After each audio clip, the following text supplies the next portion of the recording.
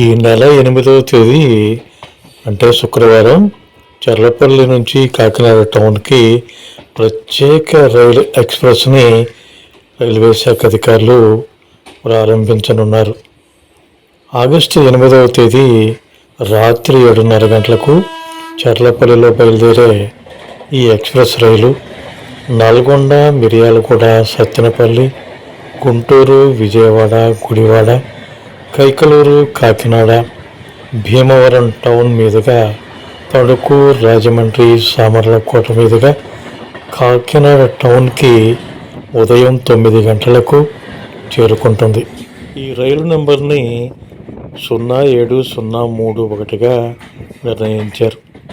అలాగే ఆగస్టు 10వ తేదీ అంటే ఆదివారం 07032 నెంబర్తో కాకినాడ టౌన్ నుంచి చర్లపల్లికి రాత్రి 8:10 ఈ రైలు బయలుదేరి చర్లపల్లికి ఉదయం 8:30 గంటలకు చేరుకుంటుంది. 24 బోగీల సామర్థ్యంతో నడిచే ఈ రైలులో ఏసీ 2 టైర్ 2 బోగీలు, ఏసీ 3 టైర్ బోగీలు 7, స్లీపర్ బోగీలు 11, జనరల్ 2, బ్రేక్ వ్యాన్ 2 ఉంటాయి.